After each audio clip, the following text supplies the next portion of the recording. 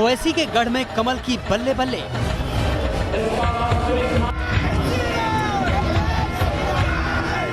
निजाम राज से हैदराबाद को अब मुक्ति। हम हैदराबाद को निजाम कल्चर से मुक्त होकर एक मिनी इंडिया बने। भाग्यनगर वाला योगी का मास्टर स्ट्रोक।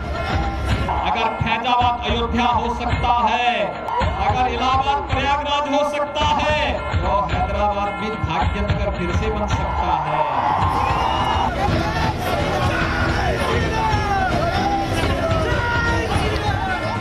हैदराबाद में भाग्य बदलने वाले नतीजे। भारत के अंदर कोई रहेगा तो भारत के संविधान के अनुसार उसको चलना भी पड़ेगा।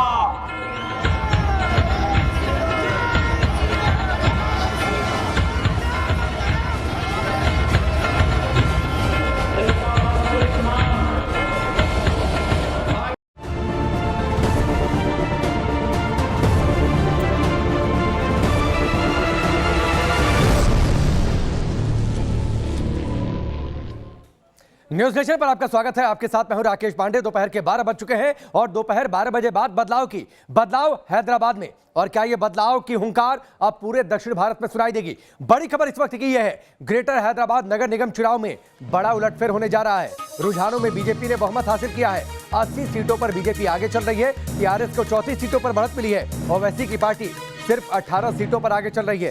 कांग्रेस ने 2 सीटों पर बढ़त बना रखी है। ये इस वक्त की बड़ी खबर है। बीजेपी ने हैदराबाद के नगर निगम चुनाव में, हैदराबाद का नगर निगम आपको यह भी बता दें देश के बड़े नगर निगमों में से एक है। और हैदराबाद के नगर निगम में जो 4 जिले आते हैं, अगर उन सभी को मिला लिया जाए तो करीब 24 विधानसभा सीटें और 5 लोकसभा की सीटें जो तेलंगाना की हैं वो आती हैं। तो क्या ये एक बड़ा बदलाव होगा? बीजेपी ने पूरी ताकत झोंक दी थी। टॉप लीडरशिप को चुनावी मैदान में उतार दिया था। खुद बीजेपी के राष्ट्रीय अध्यक्ष जेपी नड्डा, मुख्यमंत्री योगी आदित्यनाथ और उसके साथ ही चुनाव प्रचार के आखिरी दिन गृह मंत्री अमित शाह पहुंचे हुए थे पूरी तरीके से बीजेपी के दिग्गज नेता चुनाव प्रचार में। तो क्या ये उसका असर है? बीजेपी आगे है, बीजेपी खेमे में जीत का जश्न है। आप ये तस्वीरें देखिए, जोश में है हैदराबाद की बीजेपी इकाई और साथ ही बीजेपी के कुछ बड़े नेता भी।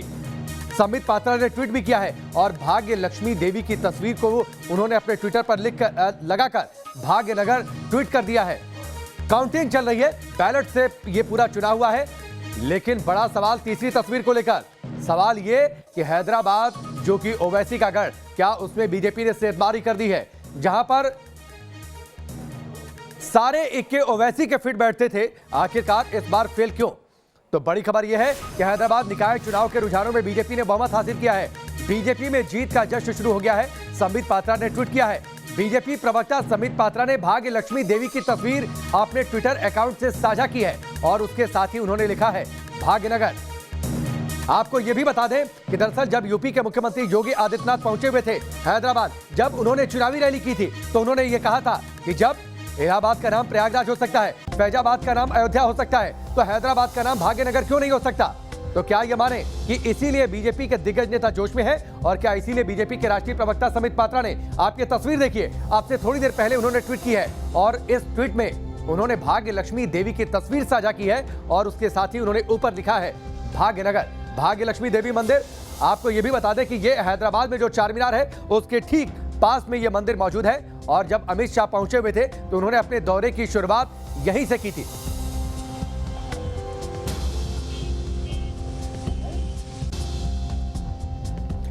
और इस वक्त 2 मेहमान हमारे साथ जुड़ चुके हैं। इन दोनों का परिचय आपसे करवा दें, फिर चर्चा की शुरुआत करते हैं।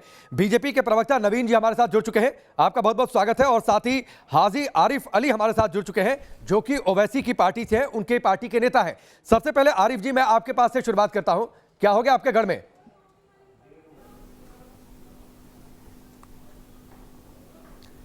ठीक है, यासिर हमारे सहयोगी हमारे साथ जुड़े हुए हैं। यासिर बताइए, लेटेस्ट जानकारी, अपडेट क्या आपके पास सीटों को लेकर, रुझान को लेकर?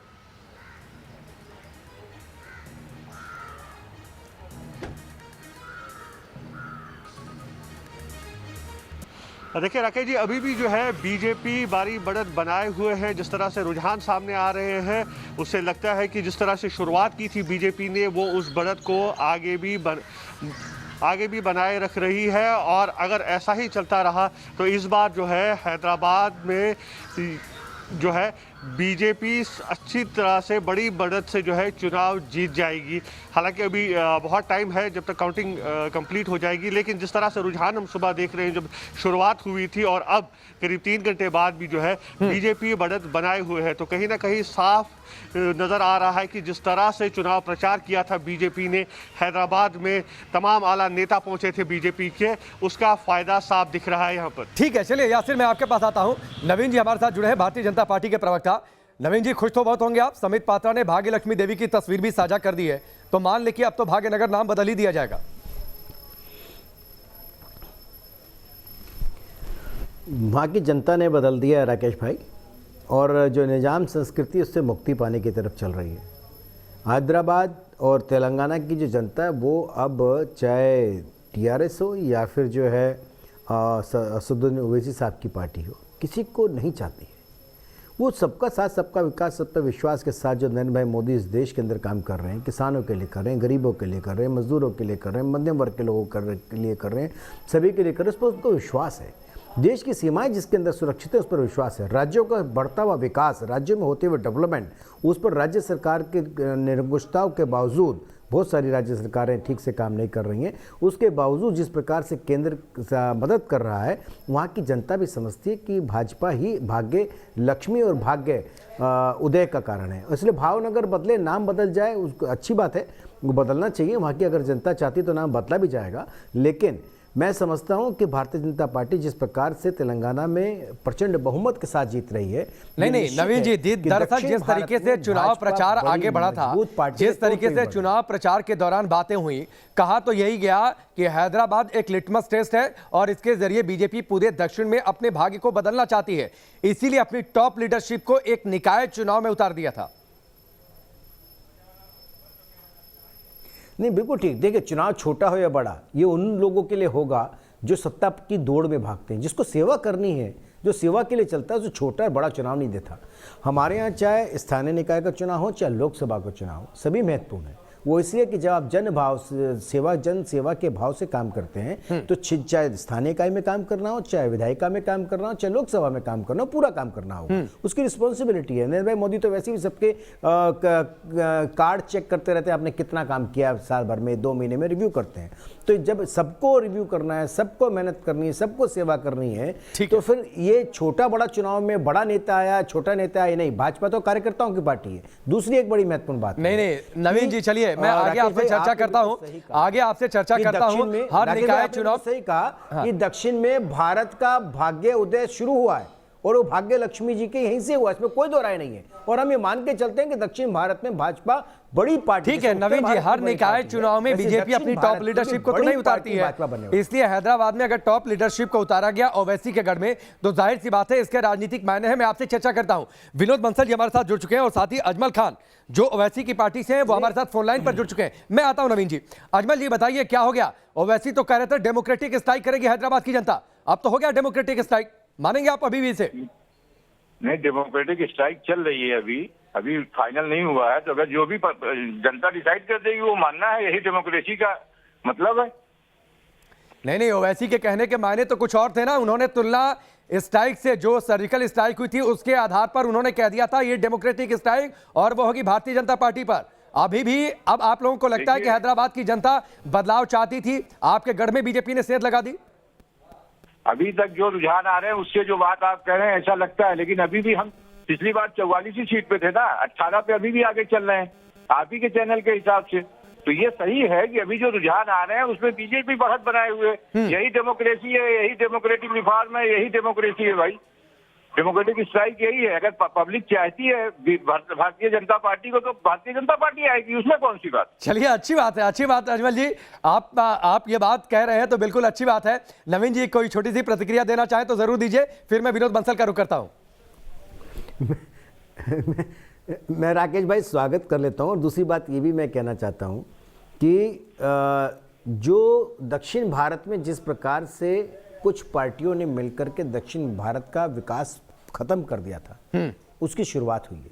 मां भाग्य लक्ष्मी भी यही चाहती है कि भाजपा के थ्रू जब उसका उदय हो तो तो पूरे उत्तर भारत के साथ साथ जैसे उत्तर भारत की सबसे बड़ी पार्टी है वैसे दक्षिण भारत की भाजपा सबसे बड़ी पार्टी बने और आने वाले समय में दक्षिण भारत में भी वो विकास की स्वर्णिम गंगा को बहाए। ठीक है, और ठीक मैं है। अगर वो स्वागत करते तो मैं उनका भी अभिनंदन करता हूं। चलिए देखिए, ये तो अभिनंदन फिर कहीं से ये ना बातचीत होने लगे, ये ना कहीं से बातचीत होने लगे। अभी यहाँ पर कांग्रेस पार्टी दूसरी पार्टियां नहीं है, नहीं तो कहते कि आप लोग तो पर्दे के पीछे से मिले रहते हैं। खैर यहाँ पर आप लोगों ने ओवैसी के बॉक्सिंग रिंग को चुना था। मैं आता हूँ, चर्चा करता हूँ। विनोद बंसल जी, ये कुछ भी कह सकती है राकेश भाई, इसकी स्थिति बड़ी खराब है। विनोद बंसल ये बताइए, ये लोग बदलाव चाहते थे या ये ध्रुवीकरण की जीत है, जिस तरीके से बीजेपी ने पूरे चुनाव प्रचार को आगे बढ़ाया? देखिए, मेरा ऐसा मानना है कि गोधरा के जो आतंकी थे वो हैदराबाद में पकड़े गए, सूरत बम ब्लास्ट के आतंकी हैदराबाद में पकड़े गए, और जो हिंदू मानबिंदुओं पर हमले लगातार जो हैदराबाद के अंदर हो रहे थे, उन सब का एक कलेक्टिव जो नतीजा है वो वहाँ की क्षेत्रीय जनता ने निकाला है। वो चाहते थे कि आखिरकार मेरे हैदराबाद को, हमारे भाग्यनगर को कब तक बदनाम करते रहेंगे ये नेता, और कब तक अपने बाप की बपौती समझते रहेंगे।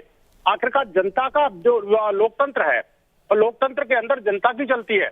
आप देखिए कि हिंदू त्योहारों पर जिस तरह से प्रतिबंध लगाने की कोशिश की गई थी, ठीक है, और उसके बाद जो मतलब आप ये कहना चाहते हैं ना विनोद बंसल जी, ये ध्रुवीकरण की जीत है, ये ध्रुवीकरण की जीत है। इसीलिए अमित शाह जब पहुंचे थे तो भाग्य लक्ष्मी देवी मंदिर पहुंचे हुए थे, इसीलिए योगी आदित्यनाथ ने भाग्यनगर की बातचीत कर दी, इसीलिए जो रैलियां हुई वो पूरी तरीके से भगवा रंग में रंगी हुई रैलियां हुई। तो नवीन जी ये माने ये ध्रुवीकरण की जीत होती दिखाई दे रही है, ना कि लोग बदलाव चाहते थे उससे ज्यादा?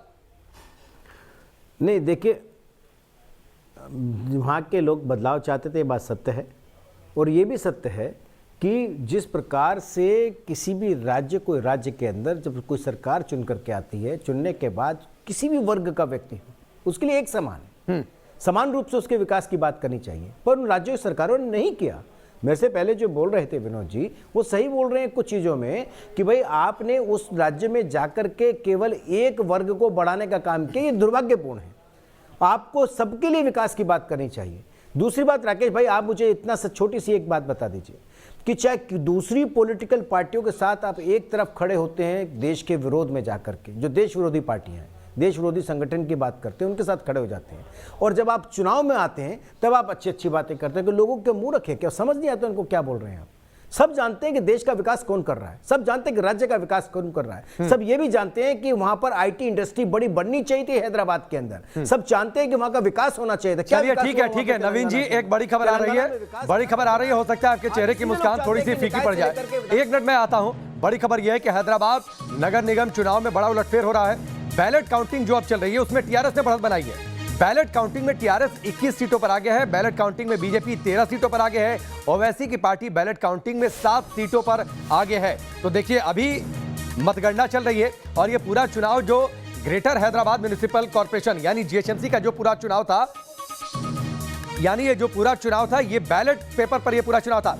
यासिर बताइए, ये अपडेट जो बैलेट काउंटिंग हो रही है इसको लेकर क्या जानकारी और उसका मायने क्या?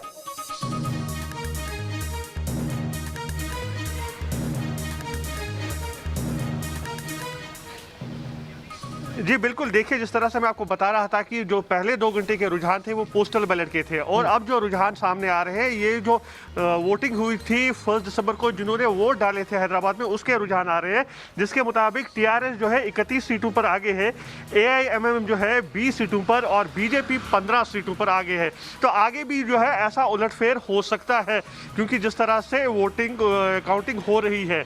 एक बात खास है कि बीजेपी के लिए यहाँ विन विन सिचुएशन ही है, क्योंकि बीजेपी पिछले चुनाव में 4 सीटों पर जीत हासिल की थी, और उसके बाद अगर वो डबल फिगर में भी आती है, 20 से 30 या 30 से 40 तक भी आती है, वो बीजेपी के लिए फायदा ही होगा। क्योंकि जिस तरह से हमने देखा जो चुनाव प्रचार हो रहा था, बीजेपी की कोशिश यही ठीक है। यासिर, एक और बड़ी खबर है, ग्रेटर हैदराबाद निगम चुनाव जो चल रहा था उसका पहला नतीजा सामने आया। मेहदीपट्टनम सीट से ओवैसी की पार्टी ने जीत हासिल की है। ग्रेटर हैदराबाद निगम चुनाव का यह पहला नतीजा, जीएचएमसी का पहला नतीजा, मेहदीपट्टनम सीट से एआईएमआईएम ने जीत हासिल की है। नवीन जी बताइए, अब आपकी प्रतिक्रिया, कहीं बाजी पलट तो नहीं जाएगी? ये जो शुरुआती जोश था वो कहीं वक्त से पहले तो नहीं आ गया? हमने तो वैसे राकेश भाई ऐसे आपके साथ बहुत बार बहुत सारी चैनलों पर ये जोश देखा, उतरते चढ़ते देखा है। हमने लोकसभा के दोनों चुनाव भी देखे जिसमें हमको कहा गया था कि अब आप आएंगे नहीं, और हम प्रचंड बहुमत से लगातार बढ़ते चले गए। तो अभी शुरुआत है, वो बता ही रहे हैं, मैं नहीं बता रहा, खुद आपके संवाददाता ही बता रहे हैं। और बड़ा अच्छा से उनका एनालिसिस बिल्कुल ठीक है कि लगातार उतर चढ़ाव होगा और भाजपा पहले से बहुत बड़ी लार्जेस्ट पार्टी बनकर के आ रही है, ये भी सही है। दूसरी बात ये भी कि आप ये बिल्कुल मान करके चलिए कि जिस प्रकार से हम रुझान देख रहे हैं, जिस प्रकार से जनता के अंदर जोश देख रहे हैं, तो परिणाम का इंतजार करिए। अभी हम 87 सीटों पर आप बता रहे हैं, आगे कुछ समय और इंतजार करिए, देखिए जब रिजल्ट होगा 2-4 ऊपर नीचे होंगे, लेकिन निश्चित तौर पे तो भाजपा ही सरकार बनाएगी ना वहाँ पर स्थानीय निकाय के अंदर। मतलब आप ये मानते हैं कि विन विन सिचुएशन है, सरकार निगम में सत्ता में आए तो ना आए तो पिछली बार 4 सीटें थी, उससे ज्यादा ही सीटें मिलनी है किसी भी हालत में, इसलिए खुशी किसी भी कीमत पर बनी रहेगी। नवीन जी, आज राकेश भाई ये मान लीजिए कि चाहे असदुद्दीन ओवैसी की AIMD पार्टी हो या फिर जो है TRS हो या फिर कांग्रेस हो, इनको मान लेना चाहिए कि वहाँ की स्थानीय निकाय, सबसे छोटी इकाई के अंदर जहाँ पर हर आदमी जाकर के अपने मत का प्रयोग करता है, उसने भी इनको नकार दिया है। ठीक है, वो वहाँ के काबिल भी नहीं रहे। ठीक है, मैं अगर वहाँ से थोड़ा सा अजमल साहब का रुख कर लेता हूं। अजमल जी, अगर वहाँ भी हारते हैं तो उसके काबिल नहीं है। अजमल जी, पहली जीत आपकी पार्टी को जो नतीजा आया है, मेहदीपट्टनम से आपकी पार्टी के जो उम्मीदवार थे उन्होंने जीत हासिल की है, बैलेट की जो काउंटिंग थी वो चल रही है, आपको क्या लगता है, आपके हिसाब से आपका एनालिसिस क्या है, नतीजे क्या हो सकते हैं? देखिए, मैंने तो पहले भी कहा था इसके डिबेट में आप ही के चैनल पे कि हम 51 सीटों पे लड़ रहे हैं। पिछली बार हमने 44 सीटें जीती थी।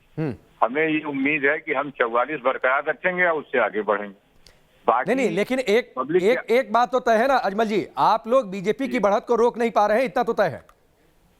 भाई सवाल ये है कि आप ये बताइए कि उन 44 सीटों की अगर काउंटिंग शुरू हो गई हो जिन पे हम जीते थे, हाँ, तो अगर उस पे बीजेपी बढ़ रही हो तो हम नहीं रोक पा रहे हैं। बाकी TRS पिछली बार 99 सीटें जीती थी, अगर TRS लूज कर रही है तो उसकी भी रिस्पॉन्सिबिलिटी आप हमारे ऊपर रख देंगे। ठीक है, अब तो सहयोगी पार्टियां हैं तो रिस्पॉन्सिबिलिटी तो दोनों की बनती है ना, थोड़ी थोड़ी। आप लोग TRS के साथ है तो चलिए, मैं आता हूं, अजमल साहब आता हूं, वक्त बहुत ज्यादा नहीं है, मैं थोड़ा सा विनोद बंसल का रुख कर लेता हूं। विनोद बंसल जी, एक बात बताइए, बीजेपी ने ओवैसी की बॉक्सिंग रिंग को चुना, वहां पर पहुंचे, चुनाव प्रचार किया, जोर आजमाइश की, इतना तय है पिछली बार से कई गुना बेहतर प्रदर्शन, तो ये एक बेहतर प्रयोग था ध्रुवीकरण को आधार बनाकर। देखिए, बात यह कि इसमें बीजेपी कांग्रेस और उसका मसला नहीं है, बात यह है कि वहाँ की जनता जो है ना त्रस्त हो गई थी।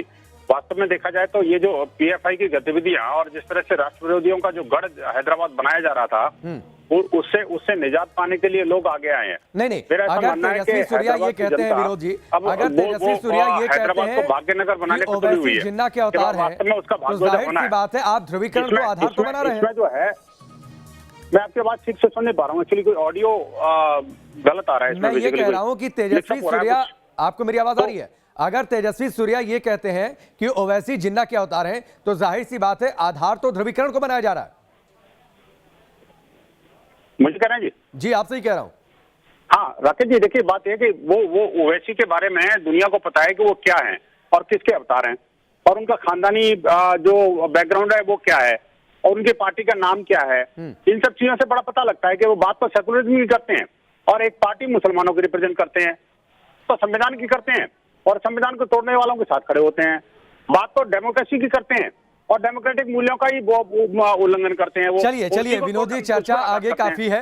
हैदराबाद से बड़ी खबर, ग्रेटर हैदराबाद नगर निगम चुनाव, आज वोटों की गिनती हो रही है। पहले राउंड की मतगणना के रुझान आ चुके हैं। 81 सीटों में से 42 में से TRS आगे चल रही है। पहले राउंड में बीजेपी 18 सीटों पर आगे है। ओवैसी की पार्टी पहले राउंड में 20 सीटों पर आगे चल रही है।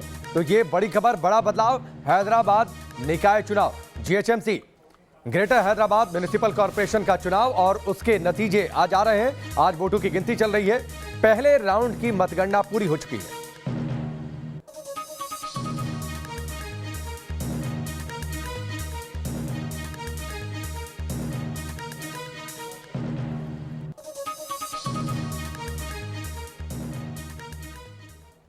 वक्त पर ब्रेक का, लेकिन उससे पहले बात आपके पसंदीदा शो देश की बहस की बातचीत, जिसमें आप तय करते हैं कि आज की बहस का मुद्दा क्या हो। आज की बहस के मुद्दों के जो विकल्प हैं, जिनमें से किसी एक को चुनकर आप एजेंडा सेट कर सकते हैं।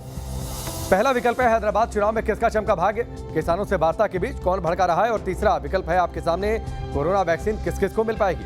इन 3 मुद्दों में से आप किस पर चाहते हैं कि आज बहस हो, आप वोट कर सकते हैं। वोटिंग का विकल्प है, आप हमारी वेबसाइट www.newsnationtv.com या फिर हमारे मोबाइल ऐप पर जाकर वोट कर सकते हैं। हमारा ट्विटर हैंडल है @newsnationtv, हमारे Facebook channel news nation channel पर जाकर आप वोट कर सकते हैं।